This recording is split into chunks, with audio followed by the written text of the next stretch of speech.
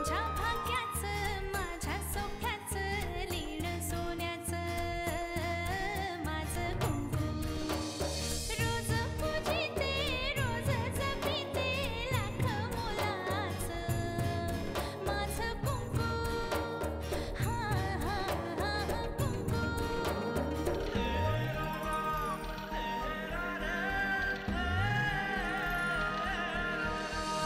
मन माझे घर झाले त्याचे मोर स्वप्नाचा दारी नाचे शब्द त्याचे अमृताचे स्पर्श त्याचे चांदण्याचे त्याच्या श्वासाचे त्याच्या डोळ्याचे गुज सांगते माझं कुंकू हा हा हा कुंकू हा हा हा कुंकू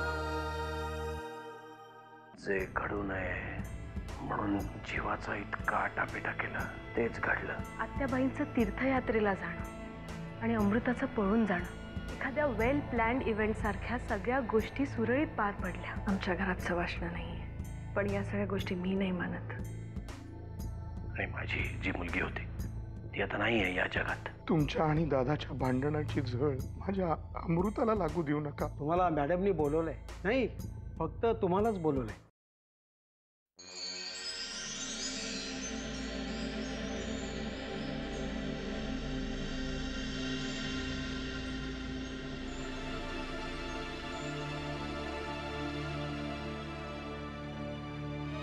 मामा,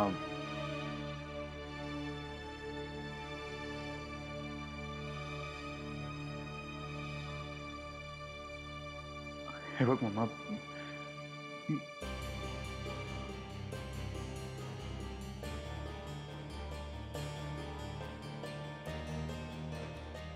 मामा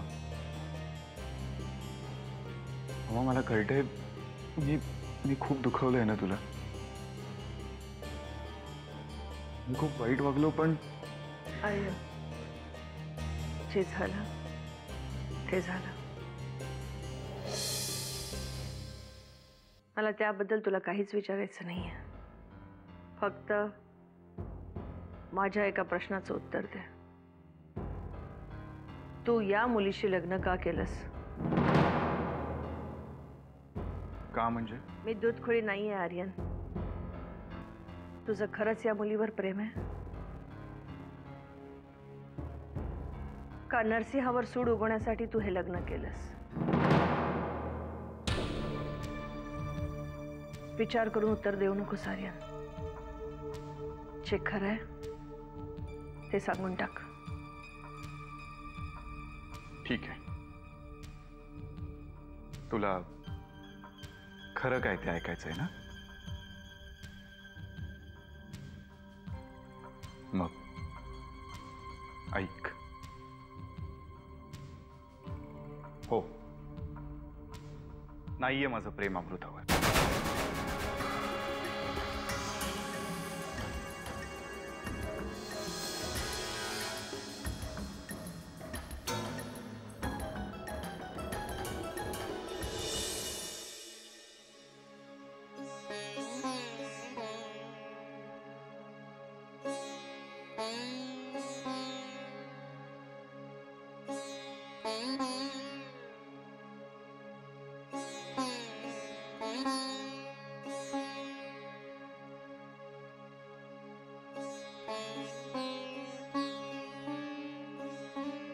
अहो,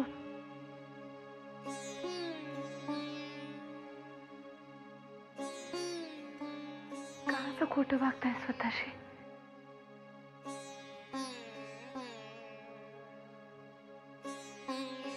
तुम्ही जसे वागताय तसे तुम्ही नाही आहात. ते तुम्हालाही माहिती आणि मलाही. माझं ऐकून तरी घ्या. मला समजून घ्या किंवा माफ करा असं नाही म्हणणार मी तुम्हाला, पण नेमकं काय झालं ते तरी ऐकून घ्या. अमृता पळून गेल्याचं कळल्यानंतर वामनदादा अख्खी रात्र तिला शोधत होते. तुम्ही पोहोचण्याच्या आधी थोडा वेळ मी तिकडे पोहोचले होते. असं काहीतरी होणार याची कल्पना सुद्धा नव्हती आम्हाला. मला मला जेव्हा हे कळलं होतं तेव्हा मी लगेच तुम्हाला फोन केला होता, पण तुम्ही फोन ठेवून दिलात. तुम्ही कामात होतात. मी तरी काय करणार. तुम्ही नका गैरसमज करून घेऊत आमच्याबद्दल. अमृताचं असं लग्न व्हावं अशी आमची कोणाचीच इच्छा नव्हती, पण आमचा नाईलाज झाला. आम्ही काय करणार होतो तुम्ही तरी सांगा.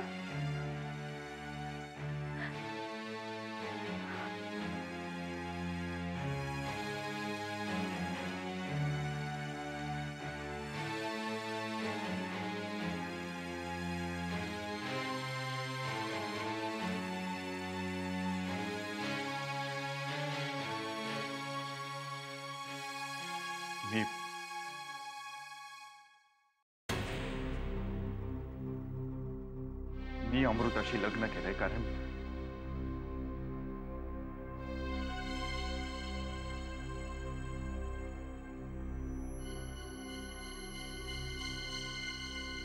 कारण अमृतावर माझा खूप जीव आहे मम्मा.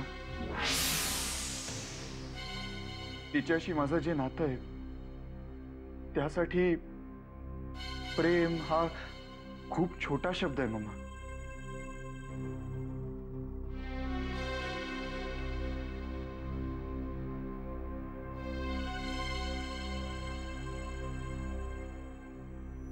मम्मा, अमृता माझी खूप चांगली मैत्रीण आहे. आयुष्यातला खूप मोठा काळ आम्ही एकत्र घालवलाय मम्मा. प्रेमाच्याही आधी आमच्यात मैत्रीचं नातं आहे मम्मा. तू जे काय सांगतोस ते सगळं खरं असेल तर ठीक आहे, पण तू जर का हे सगळं सुडाच्या भावनेने करत असशील तर ते योग्य नाही आहे. एवढंच सांगायचं होतं. म्हणजे मम्मा, अजूनही तुझा माझ्यावर विश्वास बसत नाहीये ना? हे बघ मम्मा, नरसिंह किल्लेदारांनी जे काय केलं ते आता कोणीच बदलू शकत नाहीये. बरं, ते सगळं विसरून मी त्यांच्याशी चांगलंही वागू शकत नाही. पण मम्मा, या सगळ्यात अमृताचा काय दोष आहे?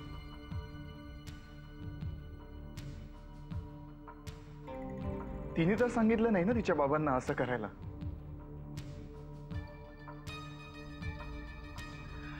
मम्मा, मला हे कळत नाहीये की मी अमृताला का दोषी ठरवू. हे बघ मम्मा, माझं जीवापाड प्रेम आहे अमृतावर. शी इज माय लाईफ मम्मा. माझं आयुष्य आहे ती.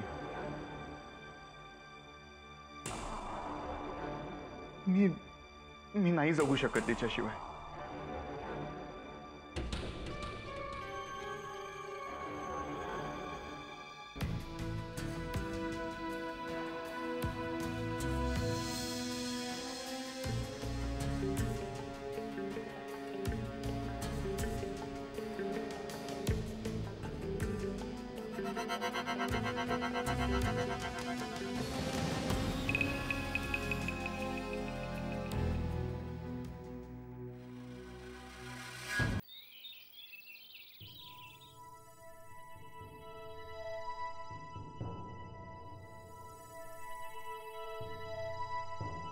साहेब माफ करा, आज थोडा उशीर झाला.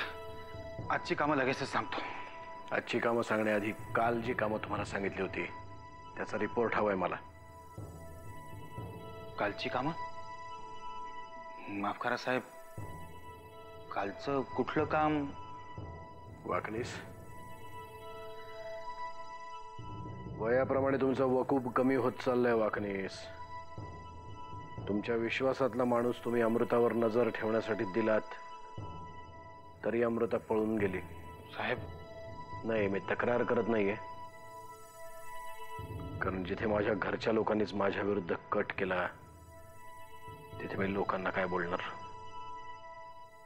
काल मी तुम्हाला सांगितलं होतं कमिशनर साहेबांना भेटून युगंधराच्या सगळ्या जुन्या केसेस उकरून काढा म्हणून. सांगितलं होतं ना. काय झालं त्याचं? हो साहेब, पण ते मला वाटलं की तुम्ही. काय वाटलं तुम्हाला? मी दारूच्या नशेत बोलत होतो की मानसिक रुग्ण आहे म्हणून बोललो तुम्हाला?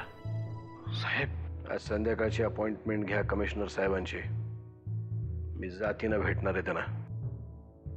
इन्कम टॅक्स डिपार्टमेंटमध्ये जा, तिथे काही सापडतंय का बघा.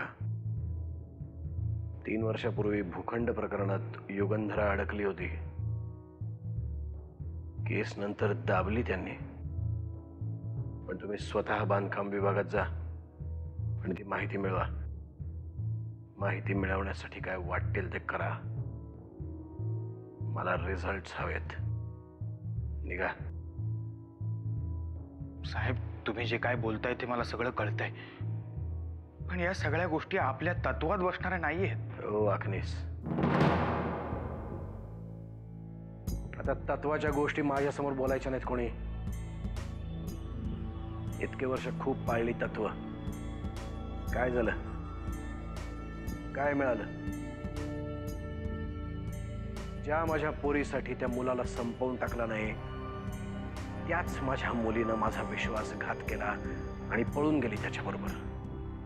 ज्या माझ्या घरच्यांसाठी ते युगंधरा प्रकरण मुळापासून उपटून टाकलं नाही, त्याच माझ्या घरच्यांनी माझ्या विरुद्ध कट रचून त्या दोघांचं लग्न लावून दिलं.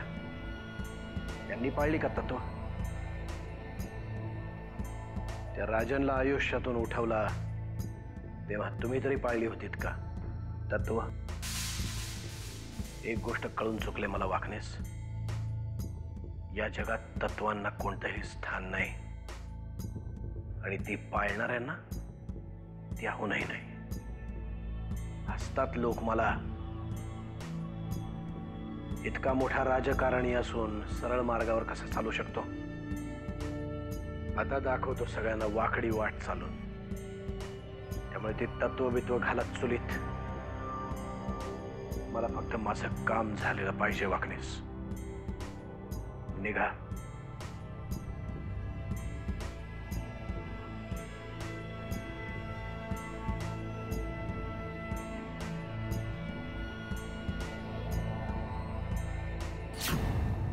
असल्या छोट्या मोठ्या गोष्टी माझ्या कानांपर्यंत पोहोचू नयेत म्हणून तुम्हाला कामाला ठेवले ना. विसरलात की काय? आठवण करून द्यायला हवी. मीडियाला काय वाटतं याची मला पर्वा नाही. आजपर्यंत माझ्या घरातली माणसं अनेकदा उलटलेत माझ्यावर, माहिती आहे त्यांना सुद्धा. त्यामुळे त्यांच्यासमोर माझी मुलगी माझ्यासाठी मेली हे सांगायला मला अजिबात लाज वाटायची नाही. मला नाही वाटत यामुळे माझ्या मतदारसंख्येत काही फरक पडेल. आणि जर असल्या क्षुल्लक कारणांमुळे माझे मतदार माझं इतक्या वर्षांचं कार्य विसरणार असतील, नकोत मला असले मतदार.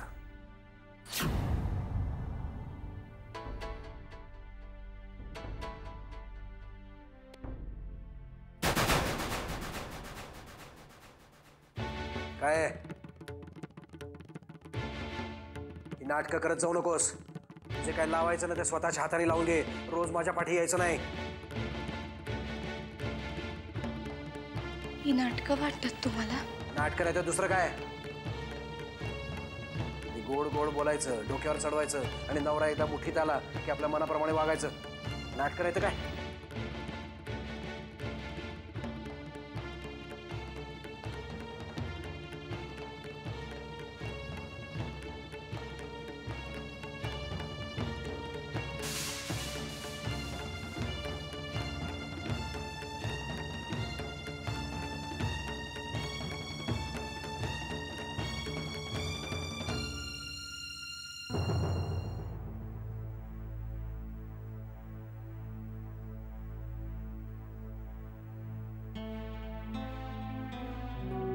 माझं जीवापाड प्रेम आहे अमृतावर. शी इज माय लाईफ मामा. माझं आयुष्य आहे ती. मी नाही जगू शकत तिच्याशिवाय.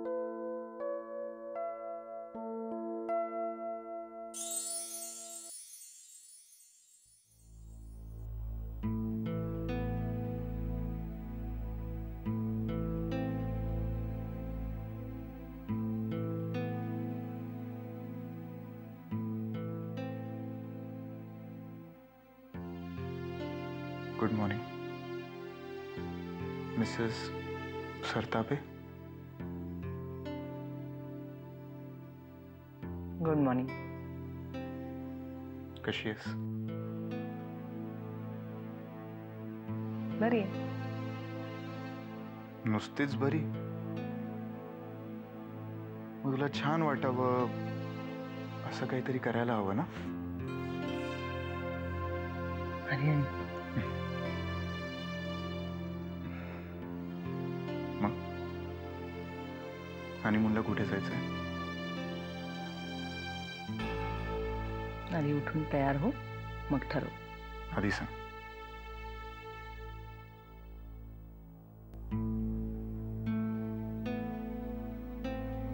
तू जर माझ्या बरोबर असलास ना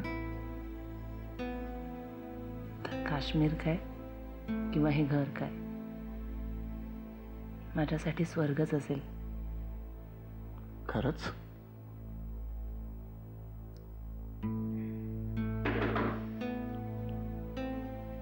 अमृता.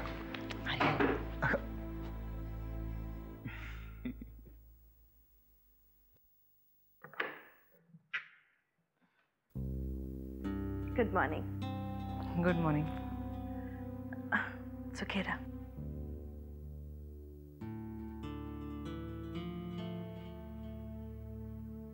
चला आता दोघं आवरा पटकन, आपल्याला देवदर्शनाला जायचंय. आणि हो, तुम्ही कुठे फिरायला जाणार आहात का? नाही म्हणजे मला तशी सगळी व्यवस्था करायला बुकिंग करावं लागेल ना. अगदी तू सांगशील तिथे. मम्मा, ते सगळं आपण बघू नंतर. आधी तुझ्या सुनेसाठी जरा शॉपिंग करूया. फक्त 2 जोडी कपड्यात आणले हिला. हा मग ठीक आहे, आता आपण आधी शॉपिंगला जाऊया. ओके ठीक आहे, मी फ्रेश होऊन येतो लवकर.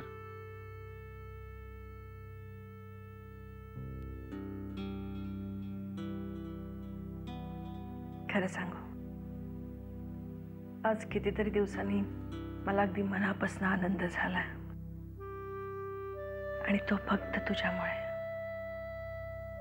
खरंच तुझ्या येण्याने माझ्या आयुष्याचा रंगच बदलला. मला सुद्धा आज बऱ्याच दिवसांनंतर कोणाला तरी आई म्हणून हाक माराविषयी वाटते. आई.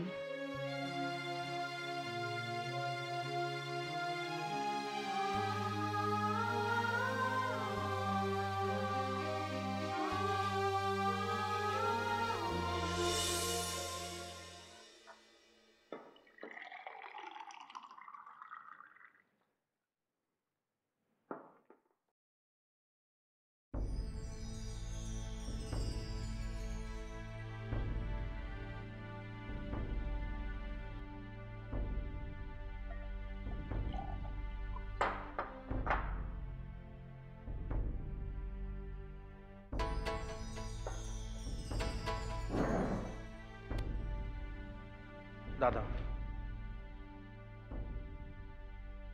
मला तुझ्याशी थोडं बोलायचं आहे. आपल्यात काही बोलण्यासारखं आहे असं मला नाही वाटत वामन.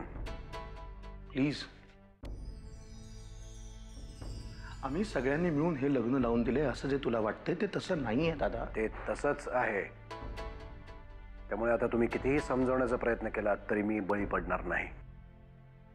तुम्हा कोणावरती माझा आता विश्वासच उरलेला नाही. अरे असं काय वागतोयस, असं का करतोयस? असंच करणार आणि असाच वागणार. कारण मला कळून चुकलंय, या घरात आता माझं कोणीही राहिलेलं नाही. जी नाती जपण्यासाठी मी माझा संयम बाळगून होतो ती नाती आता तुटलीत.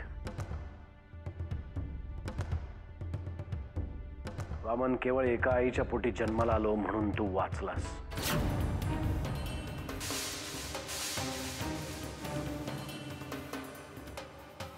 इथून पुढे किमान माझ्या समोर न येण्याचा प्रयत्न कर, नाहीतर माझा तोही संयम सुटेल. तुम्ही वामनदादांना का तू गप्प रहा, नाहीतर तुझ्याही बाबतीत तेच होईल.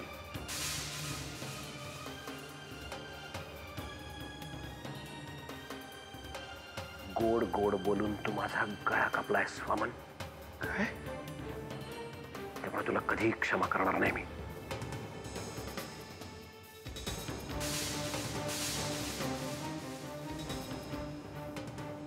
दादा